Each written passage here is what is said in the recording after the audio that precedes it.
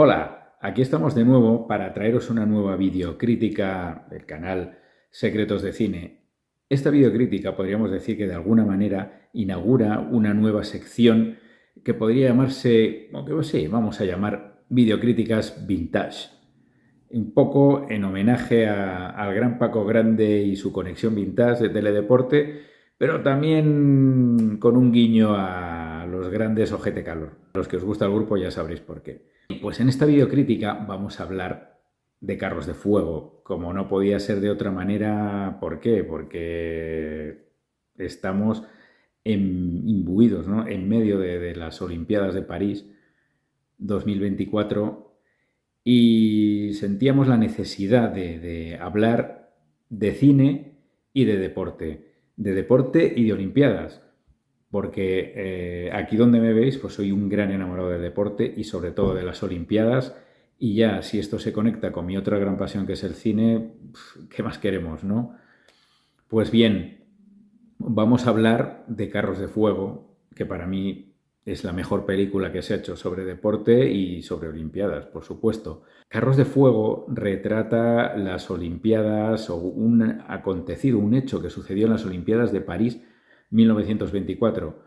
Y claro, viene muy a cuento, ¿por qué? Porque las Olimpiadas que se están celebrando ahora, las de París 2024, precisamente una de las bazas con las que jugó la Ciudad de la Luz, París, para que se le adjudicasen estos Juegos Olímpicos, fue que se cumplía el centenario de aquellos Juegos de 1924 y consiguieron esa Olimpiada. Entonces, bueno, estas Olimpiadas pues tienen aquel origen, ¿no? Tienen el origen de 1924, con lo cual nos viene que ni pintado para poder hablar de Carros de Fuego y de esas Olimpiadas de 1924. Unas Olimpiadas en las que sucedieron cantidad de cosas y de hechos noticiosos e importantes dentro del mundo olímpico. Por ejemplo, el finlandés volador Paavo Nurmi ganó 5 medallas de oro en categorías atléticas y como esta película habla de Olimpiadas, pero habla de atletismo, aparece Paavo Nurmi pues como una especie de cameo, ¿no? En un momento de la película somos capaces de reconocer a un corredor finlandés que precisamente es el Paavo Nurmi. En las Olimpiadas de París 1924, y relacionado con todo esto del cine que nos gusta tanto, también hubo un nadador que ganó 3 medallas de oro en pruebas de velocidad y luego se convirtió en una gran estrella del cine, en un mito del cine, por decirlo de alguna manera. Aquel nadador era Johnny Weissmuller y pocos años después lo escogieron los estudios de Hollywood para interpretar el papel de Tarzán y ha pasado a la historia pues como el Tarzán, el mejor Tarzán de la historia o el Tarzán más mítico de la historia. Pues aquellas son las Olimpiadas de París 1924. Pero bueno, ya metiéndonos en harina y hablando de Carros de Fuego, en esta videocrítica vais a encontrar pues un comentario acerca de la música de la película, toda la música que aparece. También vamos a hablar, bueno, vamos a hacer un pequeño análisis, por decirlo de alguna manera, de los inconmensurables, increíbles, los preciosos títulos de crédito iniciales, bueno, iniciales y finales realmente, pero que son de lo mejor que se ha hecho en el cine. Pues vamos a hacer un pequeño análisis. También vamos a hablar de los dos personajes principales de la película sobre la que esta pivota. Y bueno, terminaremos comentando un par de cosas. Alguna curiosidad, además una curiosidad muy, bueno, algo muy singular, ¿no?, que sucede en la película y que vamos a comentar. Y por último, vamos a terminar hablando, o os voy a contar mi secuencia, cuál es mi secuencia favorita de la película y por qué. Y además esta secuencia precisamente tiene algo muy curioso, que es que tiene una conexión con algo que ha pasado en París 2024, un par de hechos, un par de medallas, un par de cosillas, que además tiene que ver con la participación española. Así que vamos a por ello. Carros de Fuego, crítica vintage. Carros de Fuego se rodó en 1981. Está dirigida por Hugh Hudson, que bueno, debutaba en el mundo del cine, era su primera película. pero ya tenía las ideas muy claras. Podemos ver una dirección o una película muy clásica, ¿no? que tira mucho del clasicismo, pero sin embargo tiene otras cosas muy modernas y que en un principio no casarían con eso, como por ejemplo la música de Vangelis, de la que hablaremos después, pero que realmente funciona muy bien. Escogió actores noveles para interpretar a los atletas, para que el espectador se sintiese mucho más identificado con ellos y con sus logros, y que los viese como atletas y no como actores, ¿no? Como un Robert Redford o Dustin Hoffman, que estuviese por ahí corriendo en una pista de atletismo. No, escogió actores noveles para que se sintiese esa identificación. Los papeles principales están interpretados por aquel entonces desconocido, que luego tuvo mucha más carrera en el futuro, Ben Cross, Ian Charleson, Nigel Havers, y luego Hugh Hudson lo que hizo fue rodearlos de un elenco de actores veteranos para crear un núcleo fuerte, por decirlo de alguna manera, y esa conjunción es la que realmente hace que funcione muy bien el reparto, el conjunto actoral de la película. Entre los veteranos están John Gielgud y Ian Holm, que precisamente fue el único actor nominado a esta película, fue nominado como mejor actor secundario en su única nominación a los Oscars, un actor que ha tenido una carrera tan amplia. Por cierto, la película fue la gran ganadora de los Oscars del año siguiente al que fue dirigida, 1982, porque ganó 4 Oscars, incluido el Oscar a Mejor Película y Mejor Guión. También ganó el Oscar al Mejor Vestuario y el de la Mejor Música, que fue para Vangelis, pero que no estuvo en la ceremonia para recogerlo. En el apartado musical hay algo que siempre me ha llamado mucho la atención, y es que en un momento de la película aparece una actuación teatral donde representan la obra El Mikado de Gilbert y Sullivan, que es precisamente, y por eso igual también le tengo mucho cariño a esta película, es la primera obra que yo vi representar en vivo en un teatro, y no en un teatro cualquiera. Fue en el Festival de Teatro de Olite y entonces, bueno, eran representaciones y bueno, siguen siéndolo, ¿no? Al aire libre, al lado del castillo. Y yo vi con 14 años una representación del Mikado del grupo Dagol Dagón y o sea, me pareció divertidísima y me lo pasé estupendamente bien. Y tal vez por aquel recuerdo me trae también buenos recuerdos y buenas vibraciones el haber visto este trocito del Mikado en Carros de Fuego. Y esto viene a colación de que la mayor parte de las canciones que aparecen en la película vienen de obras de Gilbert y Sullivan, que son compositores de finales del siglo XIX, aunque esta película sucede pues desde los años anteriores a 1920 hasta las Olimpiadas de 1924. Y luego la parte del funeral, de la que hablaremos ahora, que es de 1978. Entonces, bueno, tiene mucha música de Gilbert y Sullivan.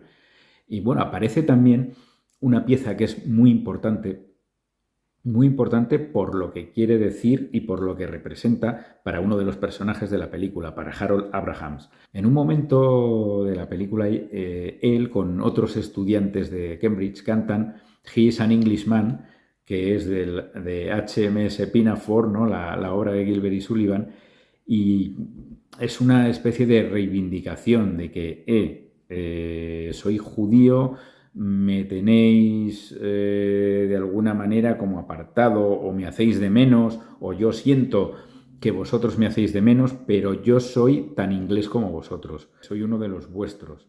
Eso quiere decir ese He is an Englishman.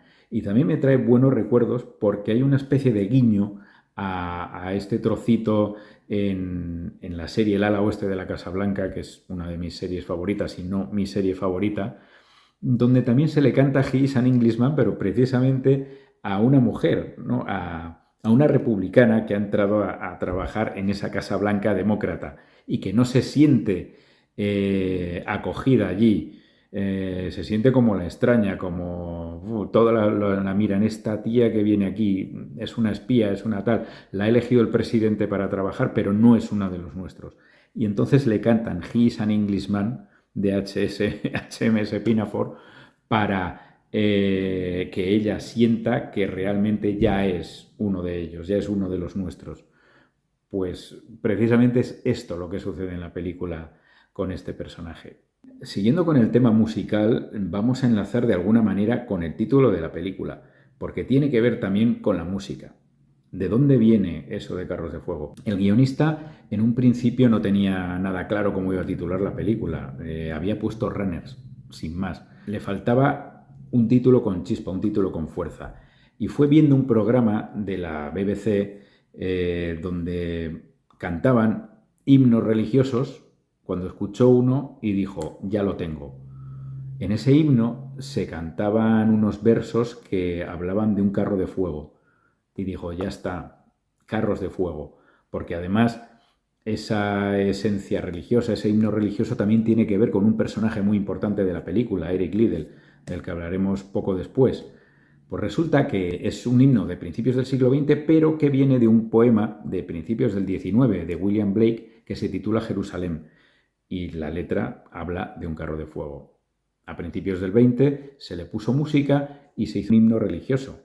Y claro, además de servir de inspiración al guionista para poner el título de la película, este himno religioso, como no, aparece en dos secuencias, bueno, una secuencia muy importante que es el funeral de Harold Abrahams, con el que empieza la película, que curiosamente el himno no se canta al principio de la película. Ahora vamos a hablar de los créditos iniciales.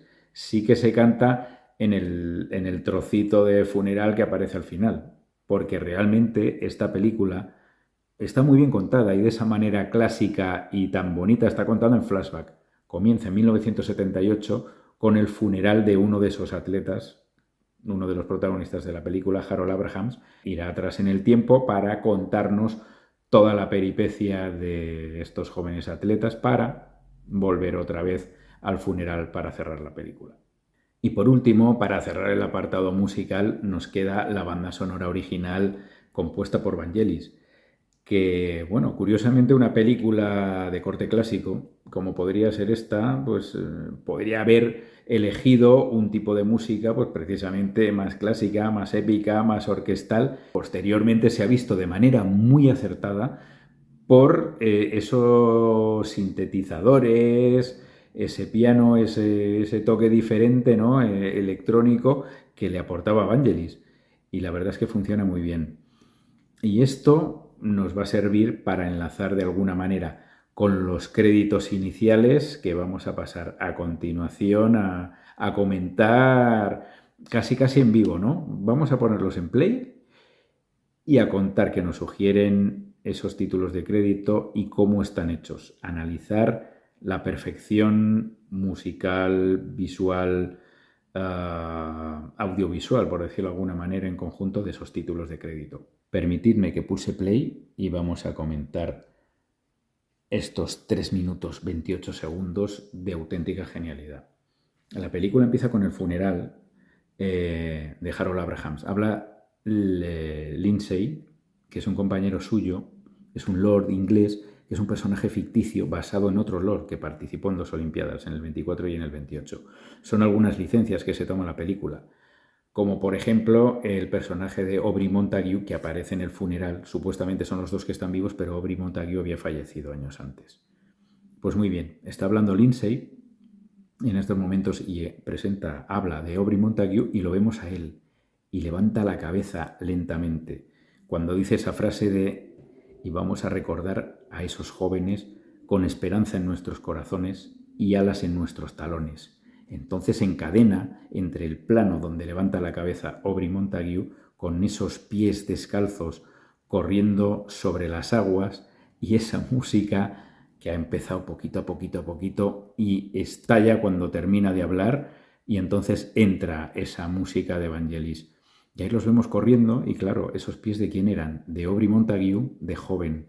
La transición es perfecta, es simplemente un encadenado. Después vemos a Lindsay que sonríe, además aparece siempre sonriente en la película.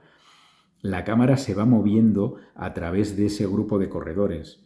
Los vemos el título de la película, Carros de Fuego, y con sus trajes blancos van corriendo por la playa. No ha cortado todavía el plano desde ese encadenado. Vemos ahora a Eric Liddell con su forma de correr con la cabeza hacia arriba, ¿no? De la que hablaremos después, y por fin a Harold Abrahams con el semblante serio y, bueno, mirando al frente, pero siempre con esa especie de testarudez, ¿no? De fuerza.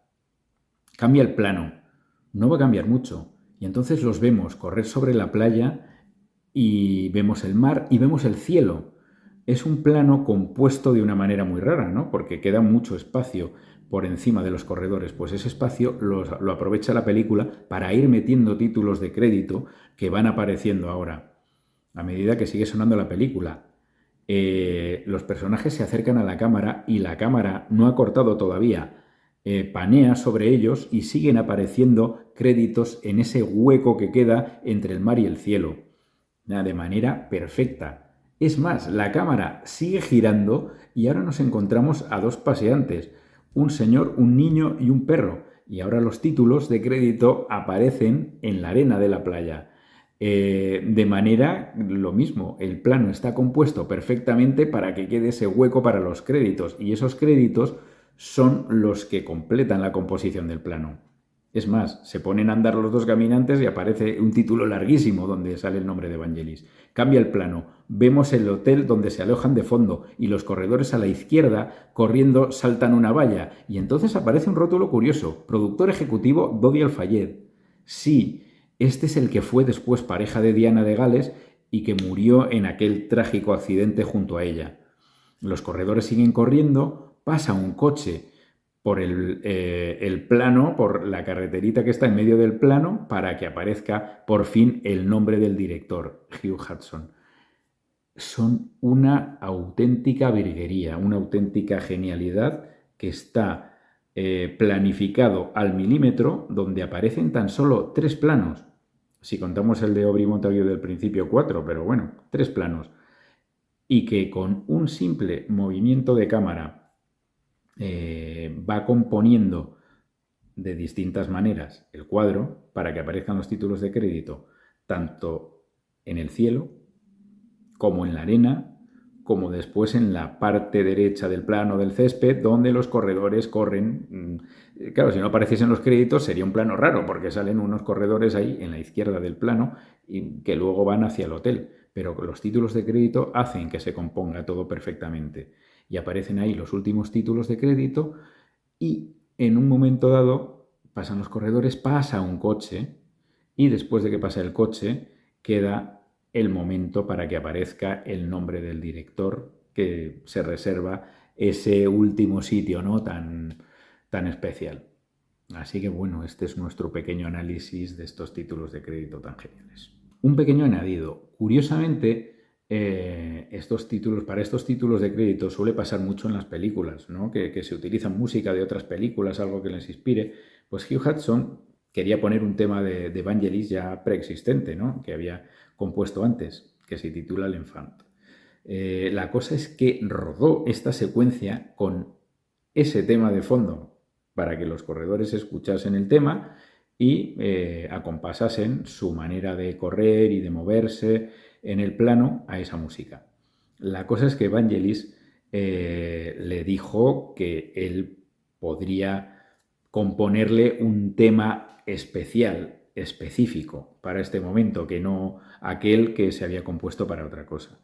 Y la cosa es que, bueno, cogió esas imágenes, compuso un tema sincronizado a ellas que funciona y que encaja como anillo al dedo y que ahora mismo, pues bueno, es historia del cine e historia de la cultura audiovisual. O sea, quien no recuerda ese trocito de la banda sonora de Carros de Fuego y la asocia con estos corredores corriendo descalzos sobre la arena de la playa.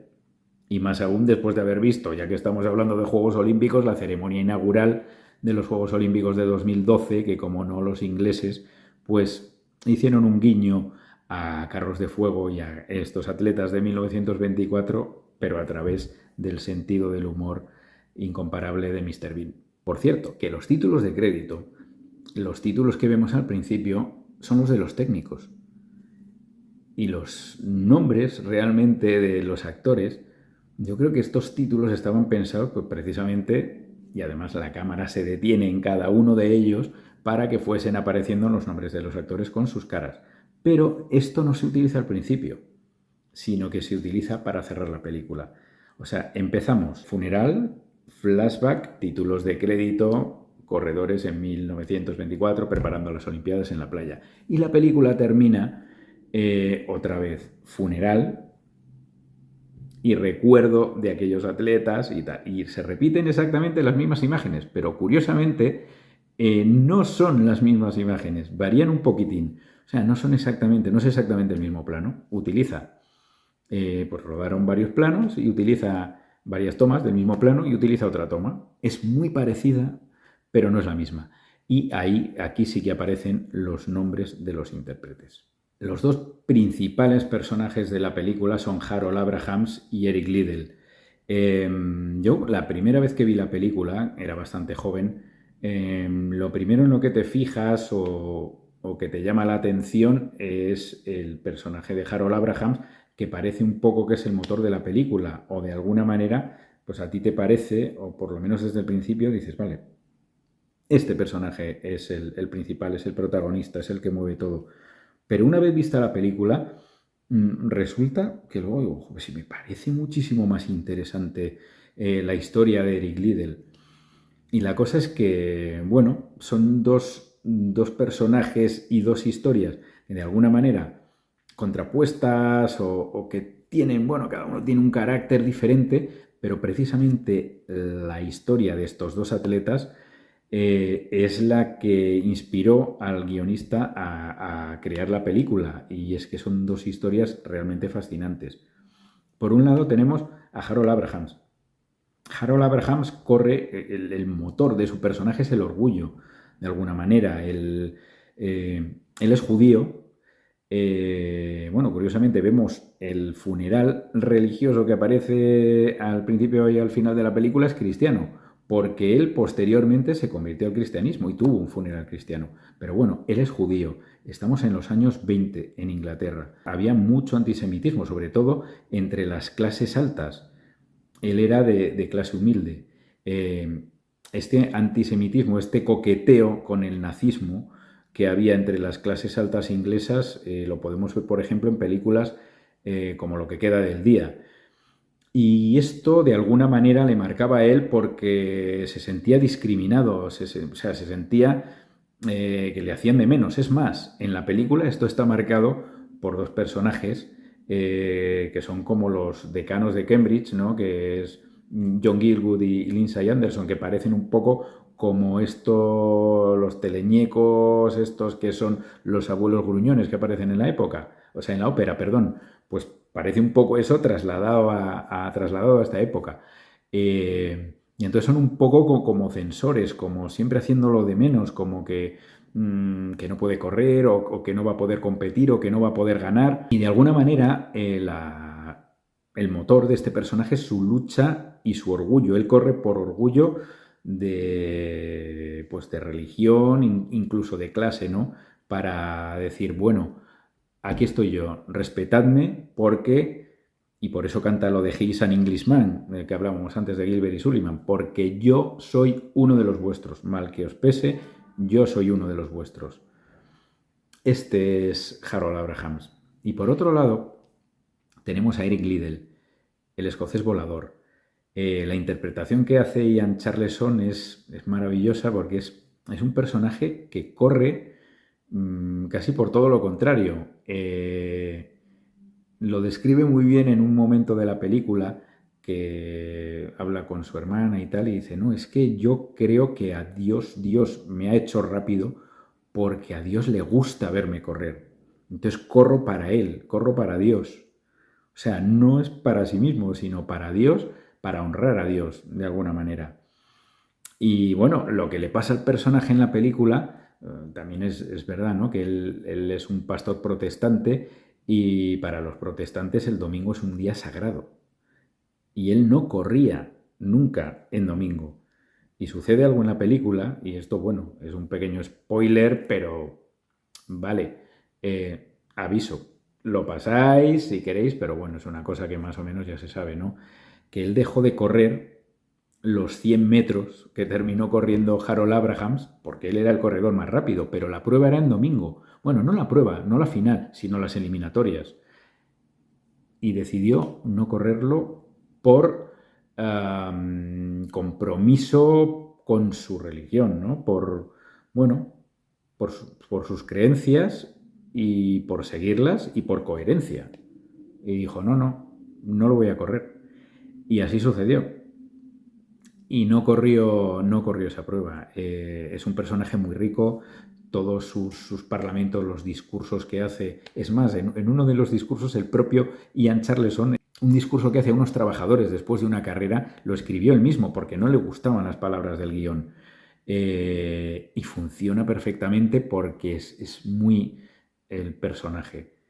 Es así. Y este hombre, de alguna manera, tenía una forma de correr que además está documentada porque hay imágenes que él corría con la cabeza hacia arriba, así, que es como decir que corría mirando a Dios. A ver, probablemente, bueno, es una tontería lo que estoy diciendo porque cada uno tiene su manera de correr, pero bueno, tiene ese guiño, ¿no? Que parece que corre mirando a Dios, porque corría de esa manera. Entonces, bueno, si veis la película, él no corre la final o las eliminatorias o la prueba de los 100 metros, pero alguna otra pasan cosillas por ahí porque él sí participó en estos Juegos Olímpicos y corrió muy bien. Ahora os vamos a hablar de una curiosidad que aparece en la película. Resulta que hay pancartas por todas partes cuando llegan al Estadio Olímpico, que está muy bien recreado, el Estadio de Colomos, en París. Aparecen pancartas donde pone Juegos de la octava Olimpiada. Octavo escrito en números romanos. Pero claro, uno se pregunta, octava Olimpiada, empiezas a contar y ahora las numeraremos, pero realmente si comenzamos a contar, los de París fueron los séptimos Juegos Olímpicos. ¿Por qué pone Juegos de la octava Olimpiada? Puede suceder por varias razones. Pues uno, que sea un error, un gazapo de la película, que no se hayan documentado bien y que lo hayan puesto de esta manera. Pero bueno, tampoco es muy probable porque tenían información gráfica, porque hay vídeos y hay fotos y lo habrán sacado de ahí, o sea que eso no es probable que es lo que haya pasado. Otra razón por la que podía ser es que resulta que, bueno, vamos contando los Juegos Olímpicos y resulta que en 1924, en enero, en Chamonix, se celebraron los primeros Juegos Olímpicos de invierno. Entonces, bueno, dices, pues igual es que contaban estos primeros Juegos Olímpicos de invierno y entonces son 6 Juegos Olímpicos hasta 1920, los de Chamonix y estos, entonces ya serían los octavos Juegos Olímpicos. Pero resulta que esta tampoco es la razón por la que pone octava Olimpiada. Y hablamos bien, Olimpiada, no Juegos Olímpicos, porque la Olimpiada es el periodo de 4 años que va entre Juegos Olímpicos y Juegos Olímpicos. Y entonces cada Juego Olímpico pues son los Juegos Olímpicos de la primera Olimpiada, los Juegos Olímpicos de la segunda Olimpiada. ¿Vale? Entonces la primera Olimpiada fue la que, en este caso, la que fue anterior, los 4 años anteriores a Atenas 1896. La segunda Olimpiada fue la que precedió a los Juegos de París 1900, tenemos 2. Tercera Olimpiada San Luis 1904, cuarta Olimpiada Londres 1908, quinta Olimpiada Estocolmo 1912 y aquí viene la explicación. Sexta Olimpiada Berlín 1916. Se iban a celebrar los Juegos Olímpicos en Berlín, pero se tuvieron que suspender debido a la Primera Guerra Mundial. Pero los periodos olímpicos siguen contando. Y como han seguido contando también después de la Segunda Guerra Mundial. Y por eso los de Barcelona 92 fue la 25ª Olimpiada. Aquellas palabras de Samarans en francés. Por eso Berlín 1916, sexta Olimpiada. Séptima Olimpiada Amberes 1920, octava Olimpiada París 1924.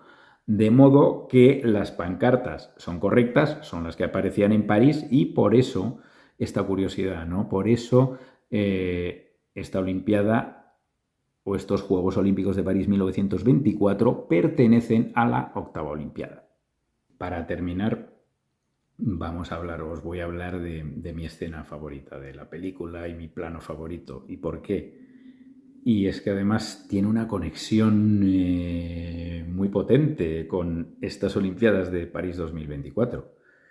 Porque es que resulta que José María Carrillo, el entrenador del marchador español Álvaro Martín, cuando éste ganó la medalla de bronce, creo que era en el momento en el que se la estaban poniendo en el podium, rememoró esta secuencia de carros de fuego e hizo lo mismo que el entrenador de Harold Abrahams, del que ahora vamos a hablar, ¿no?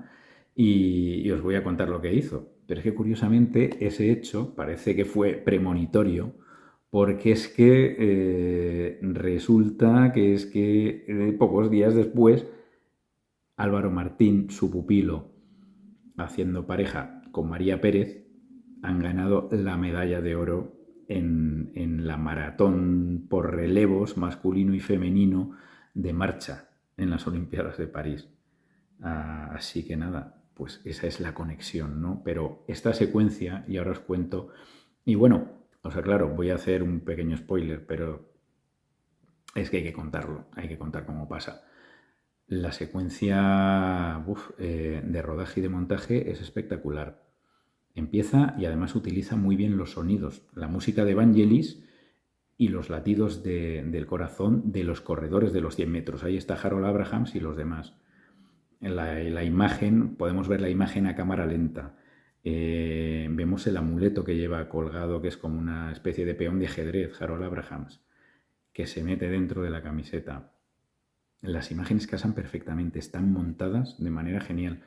Como en las carreras, la cámara pasa por delante de todos los corredores y se escucha esa música como de tensión moderna, pero que funciona muy bien para eso.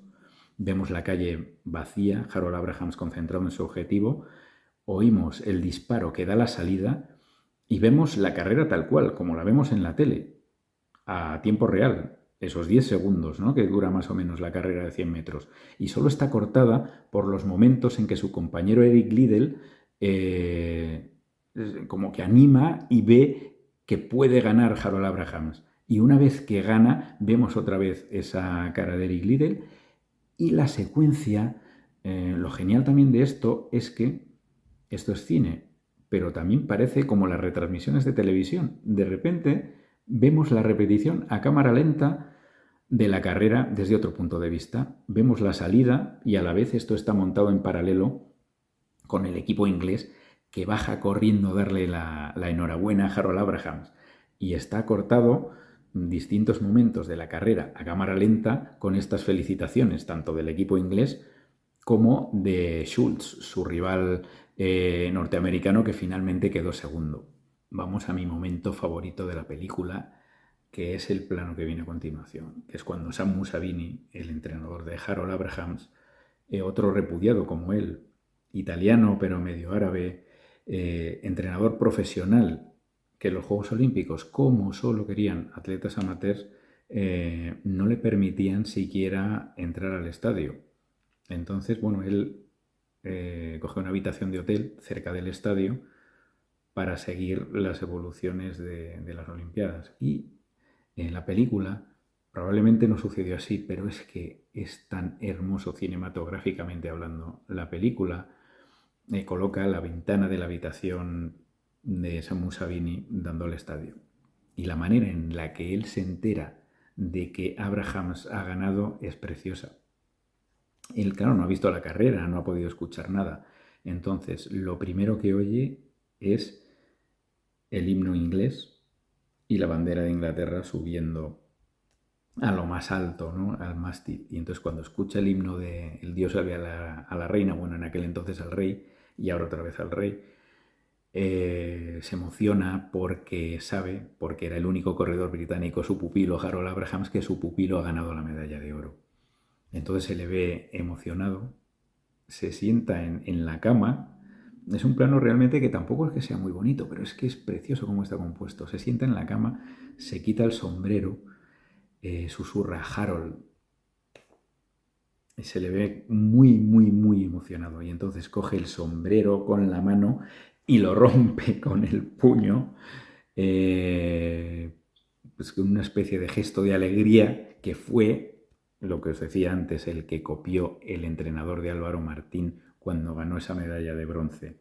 Y se le ve hacer lo mismo con un sombrero del mismo tipo, en un homenaje muy claro a Carros de Fuego y a Sam Musabini y a la figura del entrenador, porque es un entrenador homenajeando a otro entrenador. Y de esta manera tan preciosa, tan preciosa, tan preciosa, terminamos esta videocrítica vintage. Si os ha gustado, por favor, dadle a like por aquí debajo, ¿vale? Y podéis suscribiros también al canal. Estas críticas vintage, sabéis, tienen un tono diferente, pero es que así son críticas vintage para gente igual vintage como este que os habla, pero también para, bueno, cinéfilos más jóvenes que puedan apreciar también lo clásico o lo que tiene algún año más. Un saludo a todos y nos vemos en la próxima crítica y en las salas.